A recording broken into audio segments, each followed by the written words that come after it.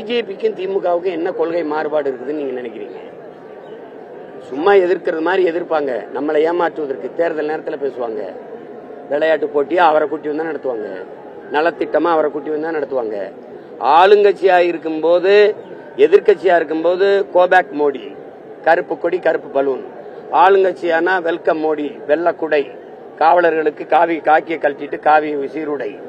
நேத்து பாத்தீங்களா, பேண்ட் தான் போடுறாரு. ஏன் காக்கி பேண்ட் போடணும்? முதல்வர் எதற்கு காக்கியா அந்த காலாடைய அணியணும்? இப்படித்தானே நீங்க பாக்கணும். நீங்க திராவிட ஆட்சியாளர்கள், திராவிட மாடல் ஆட்சியாளர்கள், பெரியாரின் வழித்தோன்றர்கள், பெரியாரின் வழி நடந்தவர்கள், பகுத்தறிவு திலகங்கள். சரி, சனாதனத்தை வேற இருக்க வந்தவர்கள், சங் பரிவாரி கும்பலை விரட்ட வந்தவர்கள், பாசிசத்துக்கு எதிரானவர்கள். ஒவ்வொரு முறையும் ஆளுநர் ரவி அவர்கள் பெரியார் பல்கலைக்கழகத்தில் பங்கேற்கும் போது கருப்பு சட்டை அணிந்து வந்தவர்கள் சட்டையை கலட்டினாங்களா இல்லையா? இப்ப சட்டையை கலட்டினாலும் ஒருத்தன் கருப்பாவே இருக்கான்னா என்ன தீ வச்சு கொளுத்திருவில்ல அவனை? அன்னைக்கு ஒரு நிகழ்வுல கருப்பு சட்டை போட்டவங்களாம் கலட்டினீங்கன்னா இல்லையா?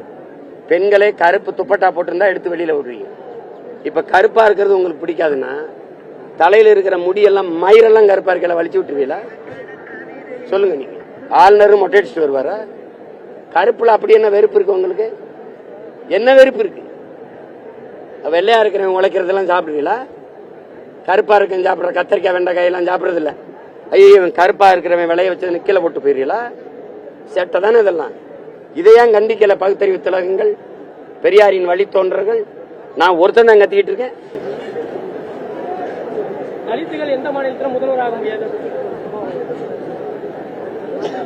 இந்த மாநிலத்திலே ஆக முடியும், நாம் தமிழர் ஆட்சிக்கு வரும்போது. வேற ஏதாவது இருக்கா?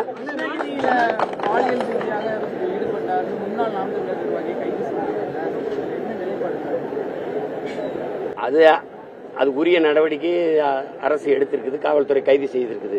அதுல ஒன்னும் கருத்து இல்ல. அது தவறு, யார் செஞ்சாலும் தவறு. வேற கலைஞர் நாணயத்தை வெளியிடுறதுல ராஜ்நாத் சிங் தான் முதல் தேர்வுல இருந்தாரு, ஸ்டாலின் சொல்லியிருக்காரு. இல்ல அவர் இல்ல, ராஜ்நாத் சிங் இல்ல, அது நிதின் கட்காரி இருந்தாரு, இல்ல மோடி தான் இருந்தாரு, இல்ல அமித்ஷா தான் இருந்தாருன்னு சொல்லிடுவீங்களா என்ன? தம்பி என்ன கேளுங்க, நீங்க தானே கேட்டு கேட்டது. ராஜ்நாத் சிங் வந்துட்டாரு, வெளியிட வந்துட்டாரு.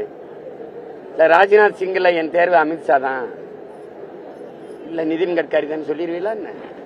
வந்துட்டாரு, அப்புறம் அவர் 2 வார்த்தை புகழ்ந்து பேசணும்ல. நானே வெளியிடுறதுக்கு நீங்க தான் தகுதியான ஆளு சொல்லிட்டு போக வேண்டியதானே தம்பி. இதான் தம்பி பாசிச எதிர்ப்பு. பாசிச எதிர்ப்பு 100 ரூபாய் காசு வெளியிட்டால் பள்ளி இழிப்பு. பாசிச எதிர்ப்பு இத போய் போராடும். ஆட்சியின் வரைவில் கொடுக்கும், செயல்பாட்டு வரைவில் நீங்க செய்து கொடுக்கணும் அப்படின்னு கோரிக்கை வைக்கும். இல்லைன்னா வந்து தீக்கும், அவ்வளவுதான். இப்ப கேட்கிற இடத்துல இருக்கேன், ஒரு நாள் தீக்கிற இடத்துக்கு வரணும்னு போராடுறேன், அவ்வளவுதான். தொடரக்கூடாதுன்னு நினைக்கிறேன், முற்று வைக்கணும்னு நினைக்கிறேன். அதனாலதான் மாண்புமிகு மின்துறை அமைச்சருக்கே இந்த கோரிக்கை, இந்த போராட்டத்தின் மூலம் நீங்க அந்த இதை வெட்டி அவருக்கு அனுப்புங்க. கோரிக்கை வச்சிருக்கிறார், தயவு செய்து செய்யுங்கன்னு. செய்வாருன்னு நான் நம்புறேன்.